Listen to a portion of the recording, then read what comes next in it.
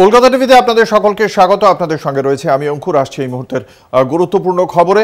আরজিকর কাণ্ডের প্রতিবাদে কর্মবিরতি অব্যাহত রয়েছে। এখনো পর্যন্ত চিকিৎসকরা হাসপাতালে খুব স্পষ্টভাবেই তাদের অবস্থান ছিল। তাদের যে সমস্ত দাবি তা সম্পূর্ণ যতক্ষণ না পালন করা হচ্ছে ততক্ষণ পর্যন্ত তারা কর্মবিরতি চালিয়ে যাবেন। এদিকে চিকিৎসকদের কর্মবিরতির জেরে খুব স্বাভাবিকভাবেই আতান্তরে পড়েছেন রোগীরা। দূর দূরান্ত থেকে রোগীরা আসছেন হাসপাতালে, কিন্তু চিকিৎসা করাতে পারছেন না তারা। এদিকে সিবিআই এর হস্তান্তরের পরেও কর্মবিরতি জারি রয়েছে সেখানে, এবং দাবি না মানলে কর্মবিরতি চলবে আগেই জানানো হয়েছিল। চরম দুর্ভোগে পড়েছেন রোগী এবং রোগীর আত্মীয়রা। দূর দূরান্ত থেকে এসে তারা ঠিক কতটা সমস্যার মধ্যে, সেখানে রয়েছেন আমাদের বিশেষ প্রতিনিধি দেবজ্যোতি ঘোষ। দেবজ্যোতি, এই মুহূর্তে এখনো পর্যন্ত চিকিৎসকরা কর্মবিরতি চালাচ্ছেন আরজিকর হাসপাতালে। দূর দূরান্ত থেকে যে সমস্ত রোগীরা আসছেন পক্ষ থেকে ঠিক কি বলা হচ্ছে, কতটা সমস্যার মধ্যে, এবং এই মুহূর্তের অবস্থাটাই বা কি?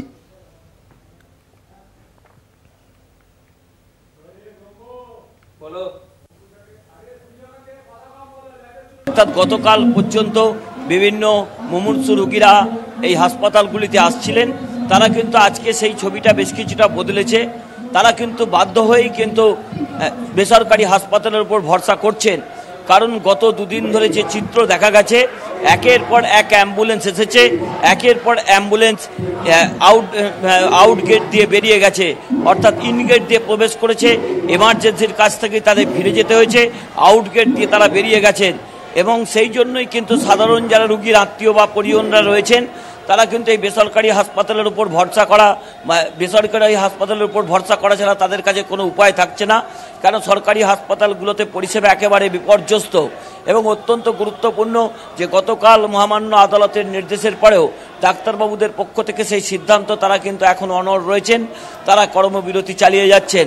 সকাল থেকে আরজিকর হাসপাতালে যে চিত্র দেখা যাচ্ছে, বিভিন্ন হাসপাতাল থেকে ডাক্তার এবং নার্স তারা কিন্তু মিছিল করে আসছেন এবং সেখানে আরজিকর হাসপাতালে যেখানে মূল বিক্ষোভ হচ্ছে সেই এমার্জেন্সি গেটের সামনে তারা জড়ো হচ্ছেন, বক্তব্য রাখছেন।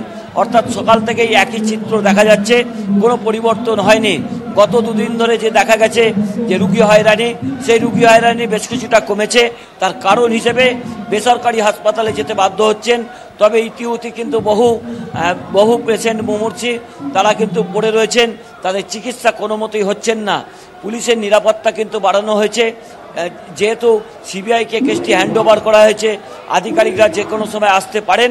তবে ইতিমধ্যেই কিন্তু আমার কাছে যেটুকু হাসপাতাল সূত্র থেকে খবর, হাসপাতাল কর্তৃপক্ষের সঙ্গেই এই সিবিআই আধিকারিকরা একাধিকবার টেলিফোনে কথা বলেছেন এবং ঘটার 24 ঘন্টা আগের এবং 24 ঘন্টা পরের সমস্ত সিসিটিভি ফুটেজ এবং কে যদি একটা বিষয় জানতে চাইবো, বাইরের রোগীরা এসে চিকিৎসা পাচ্ছেন না। আউটডোর সকাল 8টা থেকে 4টে বন্ধ, এমার্জেন্সিও প্রায় একই রকম অবস্থা। কিন্তু যারা ইতিমধ্যেই যারা ভর্তি ছিলেন আরজিকর হাসপাতালে, তাদের চিকিৎসার ক্ষেত্রে কি কোনো সমস্যা হচ্ছে? তাদের আত্মীয়রা তারা কি জানাচ্ছেন?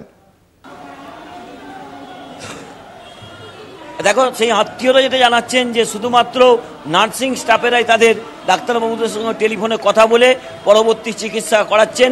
কারণ হাসপাতালের যে এমার্জেন্সি যেখানে পরিষেবা রয়েছে তার উপরে যে বিভিন্ন জায়গাতে রেসিডেন্সিয়াল পেশেন্ট অর্থাৎ যারা ভর্তি রয়েছেন তাদের কিন্তু এখনও পর্যন্ত চিকিৎসা সেইভাবে শুধুমাত্র নার্সিং স্টাফেদের উপরেই নির্ভর করে চলছে।